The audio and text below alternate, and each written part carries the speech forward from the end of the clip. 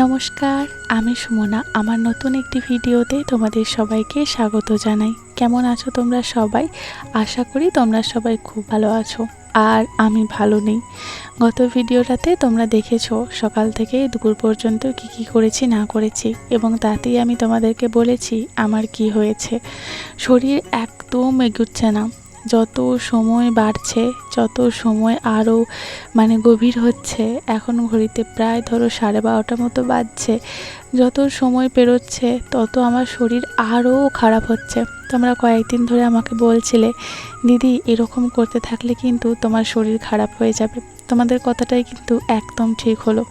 বিশ্বাস করো, সকালবেলায় যখন ঘুম থেকে উঠলাম তবু মোটামুটি মন্দের ভালো ছিলাম, কিন্তু যত সময় যাচ্ছে আমি আর পারছি না। জামা কাপড়গুলো ওয়াশ করেছিলাম, তো সেগুলো শুকিয়ে গেছে। একটুখানি মেঘ দেখা দিয়েছে, ভাবলাম বৃষ্টি নামার আগে জামা কাপড়গুলো তুলে নিয়ে আসি। তা করতে করতে আমার দেওর এসে হাজির। আসলে ও আর অশ্মির বাবা দুজনে মিলে গিয়েছিল বাঁশ কাটতে।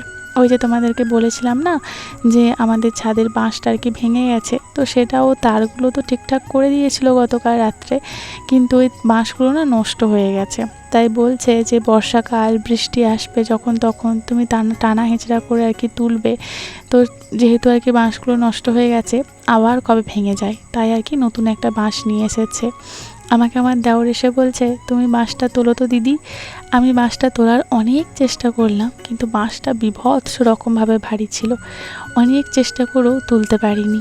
তাই আর কি ওরা আবার অশ্মির বাবা আর কি ছাদে এলো। এবারে মাপটাপ নিচ্ছে, একটুখানি আর কি মেপে দেখছে কতটা কি কাটতে হবে না কাটতে হবে, কারণ এতটা বড় তো একটা বাঁশ আর কি সেট আপ করা যাবে না। আমাদের রান্নাবান্না প্রায় কমপ্লিট হয়ে গেছে। অশ্মির বাবা বাঁশ কাটতে যাওয়ার আগে আমাকে কিন্তু বলে গিয়েছিল যে প্রেসার কুকারে কটা সিটি দিতে হবে, কিভাবে দিতে হবে, এবং কটা সিটি পড়ার পর গ্যাসটাকে অফ করতে হবে। আমি তাই করেছিলাম। তাই করে একটুখানি বসেছিলাম। তারপর দেখলাম একদম অন্ধকার করে মেঘ এসেছে। যাই ছাদে গিয়ে জামা কাপড়গুলো তুলে নিয়ে আসি। ছাদে একদম আসতে পারছিলাম না, বিশ্বাস করো। অশ্মির বাবা বাড়িতে থাকলে ওকেই বলতাম ছাদ থেকে জামা কাপড়গুলো তুলে নিয়ে আসতে, কিন্তু যেহেতু সেই সময় বাড়িতে থাকেনি, তাই আমি আর কি ছাদে এসে জামা কাপড়গুলো তুলতে এলাম। শরীরটা যে আমার হঠাৎ করে কি হলো বুঝতেই পারছি না। গত শুক্রবার আমার ভীষণ কষ্ট গেছে, ভীষণ কষ্ট। আমি সকাল থেকে প্রায় ধরো অশ্মিকে দিয়ে আসার 1-2 ঘন্টা পর পর্যন্ত কোনো কিছু ভিডিও শ্যুট করতে পারিনি, শুধুমাত্র আমার অসুস্থতার জন্য। আমি একদম, আমার শরীরটা বলছিল না, কিন্তু প্রতিদিন তো আমাকে ভিডিও দিতেই হবে। তার জন্য দুপুর থেকে শুরু করেছিলাম, এবং সারা রাত কী করেছিলাম সে তো তোমাদেরকে দেখিয়েইছি। খুব কষ্ট হয়েছে 3 বেলা রান্না করা। সকালবেলায় অশ্মি খেয়ে গেছে, টিফিন নিয়ে গেছে, তারপরে আবার বাড়ি ফিরে দুপুরে রান্না, তারপরে আবার রাতেও রান্না করতে হয়েছিল। সে তো তোমরা দেখিয়েছো। ছাদে কিছুক্ষণ ওদের সাথে দাঁড়িয়ে গল্প করছিলাম, দেখছিলাম কি করছে না করছে, কিন্তু আর দাঁড়িয়ে থাকতে পারলাম না। এত পরিমাণে পায়ে ব্যথা হচ্ছে, আমি কি করব। শরীর ভালো না থাকলে, শরীর এমন একটা জিনিস, তুমি কোনো কিছুই করতে পারবে না। আর কোনো কিছুই ভালো লাগছে না। অশ্মির বাবা এসেছে, দেওর এসেছে, আমার খুশি থাকার কথা, এটা ওটা কাজকর্ম করার কথা। যেহেতু মানুষগুলো বাড়িতে থাকে না, আমি একাই থাকি, কিন্তু আজকে আমার শরীর কোনো মতেই সাথ দিচ্ছে না। মেয়েটাকেও আমি দেখতে পারিনি, জানো। অশ্মির বাবাকে বলেছিলাম, তুমি মেয়েটাকেও দেখে রেখো, আমার শরীরটা ভীষণ খারাপ, আমি আর পারছি না। তবুও সকাল থেকে টুকটাক করে যেটুকু আর কি কাজকর্ম করার সেগুলো তো করেছিলাম, কিন্তু তারপর আর শেষের দিকে পারছিলাম না।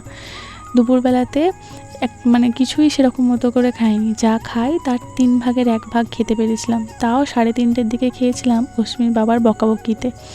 তো তারপর একটা প্যারাসিটামল খেয়ে শুয়েছিলাম, ঘুম তো সেরকম হয়নি। সন্ধ্যাবেলা অশ্বিনীর বাবাকে বললাম, তুমি একটুখানি সন্ধ্যাটা দেখিয়ে দাও।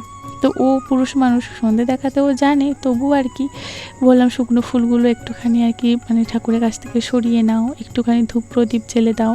আর এই যে জায়গাটা আমি ঠাকুরের জায়গা করেছি, সেটাও অশ্বিনী বাবা প্রথমে বুঝতে পারেনি, ভিডিওটা হয়তো দেখেনি। তো যাই হোক, কাজের প্রেশার তো থাকি, তাই ওকে বললাম এখানে ধূপ আছে, ওখানে তেল আছে, ওখানে গ্যাস লাইট রয়েছে। তো সেরকম করে আর কি আজকে সন্ধ্যাটা কিন্তু অশ্মির বাবাই দেখিয়ে দিল। জানো তো, এমন শরীরটা খারাপ না, অশ্মির বাবাকেও বলছিলাম যে আমি খাবও না, কোনো কিছুই করব না, আমি শুধুমাত্র বিছানা কাপড়ে পড়ে থাকবো। কারণ যখনই কোনো কিছু খুব দরকার পড়ছে, যখন আমাকে মনে হচ্ছে যে আমাকে বিছানা থেকে উঠে পা দুটো মেঝেতে ঠেকাতে হবে, তখনই মনে হচ্ছে না কান্না পাচ্ছিলো জাস্ট, জানো তো। কারণ আমার এত পরিমাণে ব্যথা হচ্ছে সে আর বলার নয়। প্যারাসিটামল খেয়েছি, প্যারাসিটামল খাওয়ার পর ওই 1 ঘন্টা মতো ভালো ছিলাম, ব্যথাটা একটুখানি কমেছিল, কিন্তু তারপর আবার যাকে সেই একই আর কি আরম্ভ হয়ে যায়। খুব ব্যথা, খুব ব্যথা। আমি এখন বুঝতে পারছি মেয়েরা কেন তাড়াতাড়ি বুড়িয়ে যায়। এই কারণেই হয়তো কাজ করতে করতে সংসারের চাপে নিজের দিকে তো অতটা খেয়াল রাখা হয় না। আর তাছাড়া আমার কিছু খাবার দাবারেরও আর কি অনিয়ম হচ্ছে, যেগুলো আমাকে একটুখানি আর কি নিজেকে সামলাতে হবে।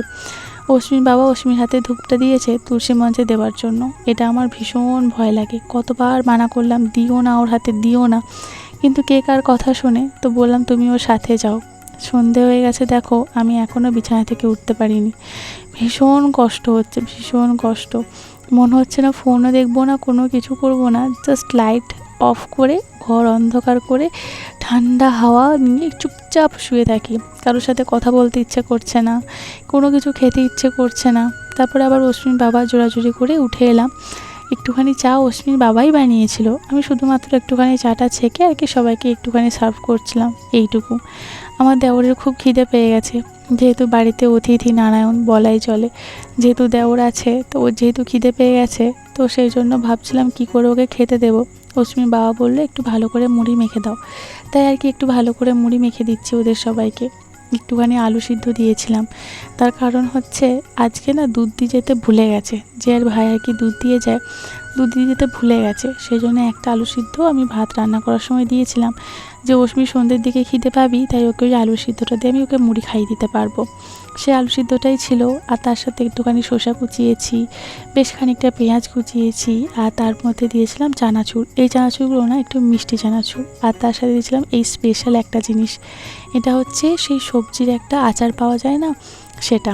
আমার দেওর এখানে আমাকে একটুখানি আর কি, মানে দেওর যেমন করে আর কি বৌদির সাথে, সেরকম একটু খুনসুটি করছিল, কারণ ও লুকিয়ে একটা বাদাম ওখান থেকে তুলবে, যেহেতু আমি ভিডিও করছি তাই ভিডিওতে ও দেখাবে না যে এরকমভাবে ও তুলে তুলে খাচ্ছে, তাই তার নিজের ফোনটা দিয়ে আমার ক্যামেরাটা একটুখানি ঢেকে দিয়েছিল।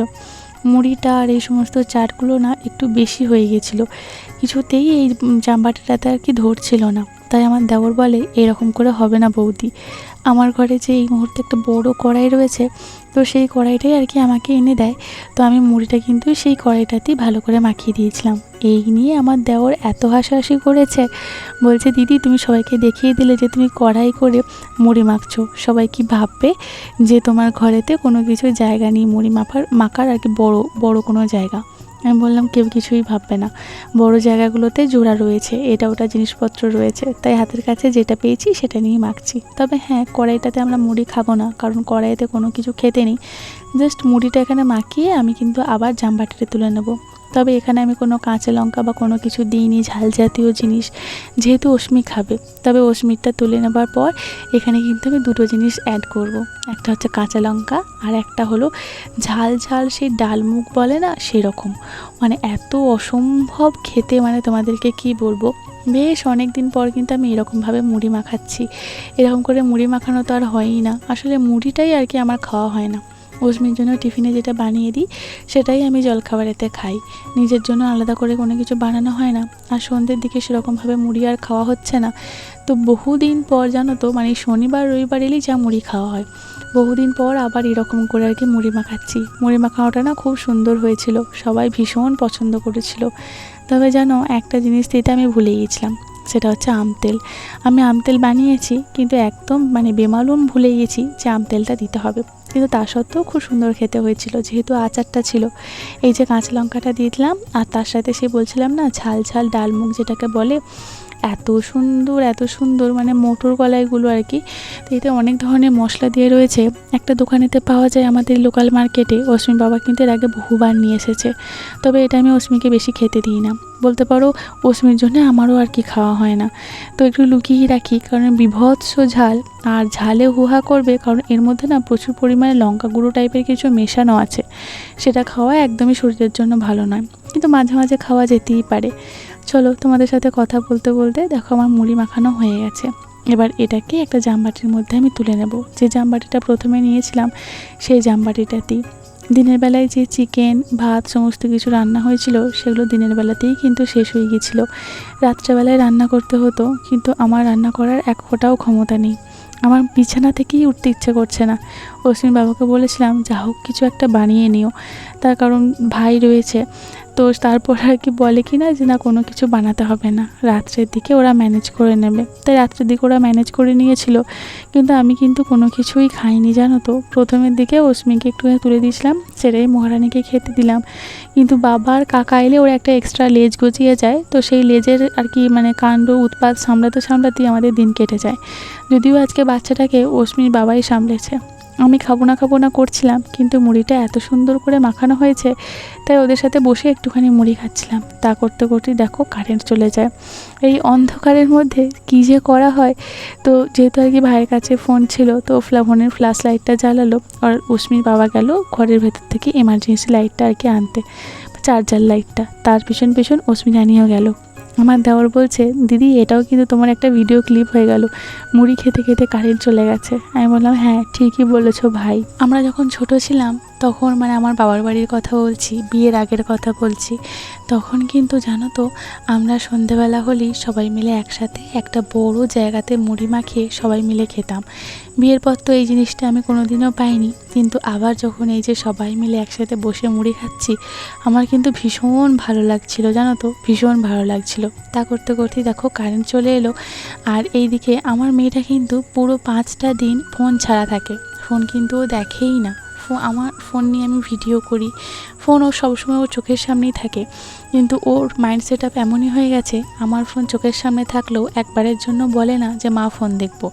কিন্তু ওর বাবার আসার পর থেকে ওর এই বায়নাটা খুব করে ওর বাবার কাছে, ফোন দেখবো। তবে যতটা পারি কম দেওয়ার চেষ্টা করি, তবে কার্টুন এই সমস্ত কিছু বাচ্চাদের বিনোদনেরও প্রয়োজন রয়েছে, কিন্তু তাহলেও সেটা বেশি না। আর যেহেতু সপ্তাহে 2 দিন ওর বাবার ফোনটা থেকে একটু একটু দেখে, তাই সবসময় ওকে মানাও করি না, কারণ 5টা দিন ও একদম পুরো ফোন ফ্রি থাকে। অশ্বিনীর বাবার রিয়াকশান দেখি তোমরা বুঝতে পারলে যে মুড়িটা অসম্ভব সুন্দর মাখানো হয়েছিল, খুব সুন্দর মুড়ি মাখানো হয়েছিল জানো তো। আর এটাই কিন্তু আমার রাতের ডিনার হয়ে গেল। তবে এরা 3জনে কিন্তু রাত্রেবেলায় খেয়েছিল। আমার এই মুহূর্তে শুধু মনে হচ্ছে কতক্ষণে খাবো, খাওয়াটাও কমপ্লিট করব আর গিয়ে শুয়ে পড়বো। আবার এত ভালোও লাগছে যে সবাইকার সাথে অনেক দিন মানে বসে আর কি মুড়ি খাচ্ছি অনেক দিন পর, আসলে মিক্স ফিলিং হচ্ছে। তো যাই হোক চলো, ওরা একদিকে মুড়ি খেতে থাকুক, আর আমি গিয়ে ওখানে চুপ করে শুয়ে পড়েছিলাম ঘরের মধ্যে, কোনো কিছুই আর ভালো লাগছিল না। তা করতে করতেই দেখি আমাদের মহারাজ এরকম মাটির ভাঁড়েতে চা নিয়ে এসেছে, দুধ চা। এই দুধ চাটা জানো অশ্বিনী বাবা আজকে এত সুন্দর বানিয়েছিল, মানে অন্যান্য দিনগুলো খুব সুন্দর করেই বানায়, মানে ও যা করে সেটাই ভালো, কিন্তু আজকেরটা যেন মনে হচ্ছিলো এতদিন ধরে ওর হাতে চা খেয়েছি, আজকেরটা ছিল সবার সেরা, খুব সুন্দর। আমি আবার জানো তো তিতো জিনিস খেতে পারি না, মাঝে মাঝে অশ্বিনী বাবা চা করে একটু হালকা তিতো হয়ে যায়, মানে ওই একটুখানি মানে কী বলবো বেশি কড়া করে করলে যেমন হয় ঠিক সেই রকম। কিন্তু আজকে চায়ের মধ্যে এক ফোঁটাও তিতো নেই, কোনো তিতো ভাব নেই, এত সুন্দর চাটা হয়েছিল। আমার দেওরের এখানে দেখো এক্সপ্রেশন, আমার দেওর বলছে যদি এক ফোঁটাও কিছু পড়ে থাকে সেটাও আমি কিন্তু চেটে খেয়ে নেব, মানে এত সুন্দর আজকে চাটা হয়েছিল। ঘরের মধ্যেই আমি চাটা নিয়েছিলাম, ভাবলাম ঘরের মধ্যে বসেই খাবো, তারপরে দেখলাম এটা দুজনে মিলে বাইরে বসে চা খাচ্ছে, আমি আর ঘরে থাকতে পারলাম না, তাই বাইরে বেরিয়ে এসে ওদের সাথেও আর কি চা খেতে বসেছি। আমার দেওর যখনই বাড়িতে আসে, ও বাড়িতে পা দেওয়া মাত্র যখন আর কি ও বাড়ি চলে যায়, এই যে মাঝখানে 2 দিন 1টা দিন যে কয়েকটা ঘন্টার বাড়িতে থাকে, সব সময় হাসাতে থাকে, আমার মুখে সবসময় দেখবো তোমরা হাসি লেগে আছে। চা খেয়ে আমি আবার ঘরে গিয়ে শুয়ে পড়েছিলাম। আর এদিকে মহারানী দেখো বেলুনগুলোর বাবাকে দিয়ে বার করিয়েছে, সেই বেলুনগুলো নিয়েও এখন খেলবে। আমাকেও আর কি শুধু খেলার জন্য বলছিল, তবে আমি বিছানা থেকে নামিনি, বিছানায় বসে যতটুকু পেরেছি ততটুকু খেলেছি। ওকেও তো সঙ্গ দিতে হবে। তবে অশ্মির বাবা অশ্মির কাকা ওকে আজকে খুব ভালো করে সামলেছে জানো তো, ভীষণ ভালো করে সামলেছে। আমি ওকে 1 গ্লাস জলও খাওয়াইনি, সবটাই ওর বাবা ওকে সামলেছে, স্নান করিয়ে দেওয়া, জামা পরিয়ে দেওয়া, যা কিছু করার সব কিছু করেছে।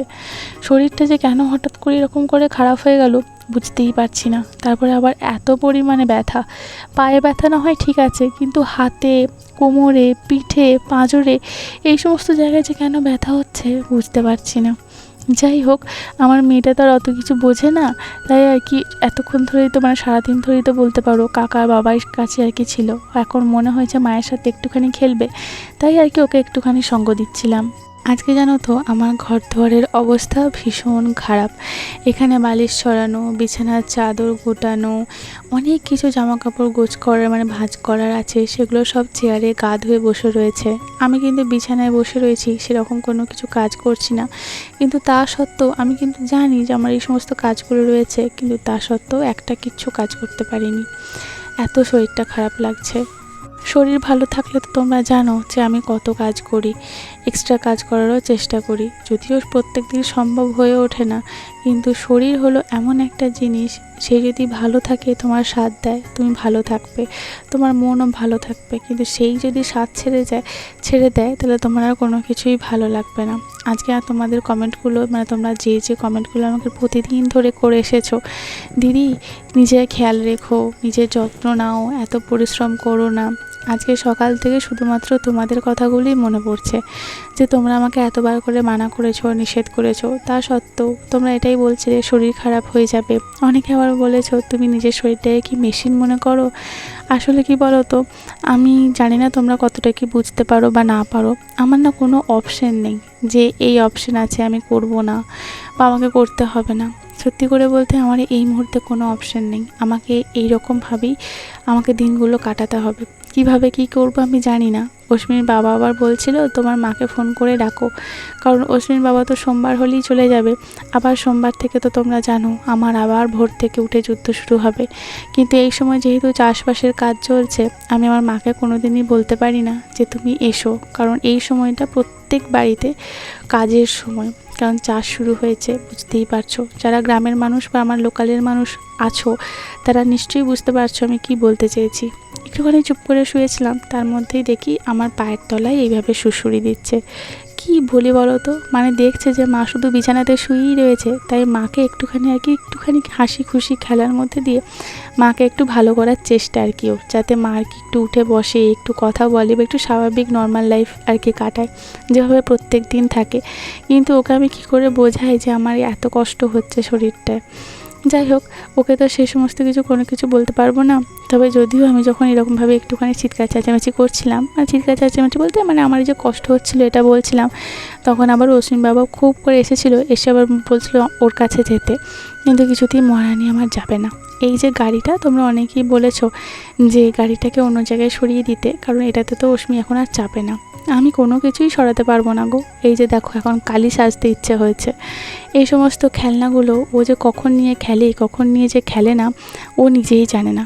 এই গাড়িটাকে কিন্তু আমার গোডাউন ঘরেতে রাখা ছিল, অশ্মি আবার জেদ করে বায়না করে বার করে নিয়ে এসেছে। অশ্মির বাবা সেটাকে সাবান দিয়ে ধুয়ে পরিষ্কার করে তারপর ওকে আবার খেলতে দিয়েছে। যে একটা ক্লে ছিল জানো, অতগুলো ক্লে সে অম্বুবাচী মেলায় কেনা হয়েছিল না, সব ক্লেই নষ্ট করে দিয়েছে। এই একটা মাত্র গ্রিন কালারের ক্লে ছিল, সেটাকেও নিয়ে নষ্ট করে দেওয়ার মতনই, একটুখানি নিয়ে খেলেছে, তারপর বাইরে দাওয়ায় ফেলে রেখেছিল। অশ্মির বাবা আবার সেটাকে নিয়ে একটা ভূত বানিয়ে দিয়েছে। কি একটা বেশ বলছিল জানো, যে একটা মুভি আছে, তো সেই মুভিটার ভূতের মতো। তো যাই হোক, সেই মুভিটার নাম আমি আর ভুলে গেছি। তো সেই বিভিন্ন ধরনের একটা ভূতের মুভি দেখবে, প্রচুর খতরনাক বলতে পারো, আর অনেকগুলো পার্ট আছে। তো সেই মুভিটা, যাই হোক নামটা আমি ভুলে যাচ্ছি। আর অশ্মি এখানে খুঁজে বেড়াচ্ছে কোথায় কান, কোথায় নাক, কোথায় কি, সমস্ত কিছু খুঁজছে। বলছে হাতের আঙুল কই। যাই হোক দেখো, এখন কিন্তু খুব সুন্দর করে খেলছিল, কিন্তু তারপর হঠাৎ করে ওর গ্রোয়িং পেন শুরু হয়ে যায়। একে তো মা পায়ের ব্যথা, সারা শরীরে ব্যথা নিয়ে মরছে, তারপর আবার ওর গ্রোয়িং পেন শুরু হয়ে যায়। তো একটুখানি সর্ষের তেল নিয়ে তো ভালো করে একটুখানি মালিশ করে দিচ্ছিলাম। তবে যা আর কি মালিশ করতে করতে বুঝলাম ওর এক্সপ্রেশন দেখে, এই গ্রোয়িং পেনটা কিন্তু খুব মারাত্মক লেভেলের কিন্তু আজকে শুরু হয়নি, হচ্ছে না মারাত্মক লেভেলের। নাহলে প্রত্যেকবার যখন মারাত্মক লেভেলের ব্যথা হয় তখন অশ্মি প্রচণ্ড ছটপট করে, ওকে সামলানো যায় না। কিন্তু আজকে দেখছিলাম যখন আর কি একটু পাটা আর কি টিপে দিচ্ছিলাম, ভালো করে ম্যাসাজ করে দিচ্ছিলাম, তখন দেখছিলাম একটু একটু হাসছিল, ওর একটু আরাম হচ্ছে। তখন দেখছিলাম ও হাসছিল, তখনই বুঝলাম যেটা মারাত্মক লেভেল পর্যন্ত পৌঁছায়নি। একদিন এমন পরিমাণে পায়ে ব্যথা হয়, আমাকে প্যারাসিটামল দিতেই হয়। তবে আমি চেষ্টা করি যাতে ওকে প্যারাসিটামলটা না দেওয়া হয়, কারণ প্রত্যেকটা ওষুধেরই তো সাইড এফেক্ট আছে। যাই হোক, আজকের ভিডিও কিন্তু আমি এখানেতেই শেষ করব। পুরোটা দিন যে আমার কীভাবে কাটলো সেটা তোমরা বুঝতেই পারছো। আর আজকে যেন এখন ঘড়িতে বাজছে 1:40, রাত 1:40। আমি এখন এই ভিডিওটা এডিটিং করছি, তোমাদের সাথে গল্প করছি, ভয়েস ওভার দিচ্ছি। আমাকে আবার কাল সকালবেলায় উঠতে হবে, যদিও ভোরবেলায় ওঠা নেই, কারণ অশ্মির বাবাও বাড়িতে রয়েছে, তো টুকিটাকি কাজকর্ম একসাথে করব, সেই বিষয়ে কোনো কিছু নেই। দুপুরবেলা তো একটা প্যারাসিটামল খেয়েছিলাম, আর রাত্রেবেলায় যদিও কোনো কিছুই খাইনি, তা সত্ত্বেও একটা প্যারাসিটামল খেয়েই শুচ্ছি। একটা প্যারাসিটামল খেয়েছি, দেখা যাক যদি কমে, তাহলে সকাল থেকে যদি একটু ফ্রেশ হই তাহলে খুব ভালো লাগবে। কারণ মানুষগুলো বাড়িতে এসেছে, তাদের সাথে কোথায় একটু আনন্দ করব, কোথায় একটু মজা করব, খুনসুটি করব, তা না করে শুধুমাত্র বিছানা কামড়ে পড়ে রয়েছি। বিছানা থেকে উঠতেই ইচ্ছে করছে না, পারছি না, আমার শরীর সাথ দিচ্ছে না। তো চলো, যাই হোক, আজকের ভিডিওটা কিন্তু আমি এখানেতেই শেষ করছি। তোমরা জানিও এই ভিডিওটা তোমাদের কীরকম লেগেছে। যদি এই ভিডিওটার মধ্যে তোমাদের এতটুকুও কিছু ভালো লেগে থাকে, তাহলে প্লিজ ছেড়ে যাবার আগে আমার চ্যানেলটা সাবস্ক্রাইব করে দিও। আবার দেখা হচ্ছে তোমাদের সাথে নেক্সট একটা ভিডিওতে। খুব ভালো থেকো, সুস্থ থেকো, নিজেদের খেয়াল রেখো। আজ তবে আসি।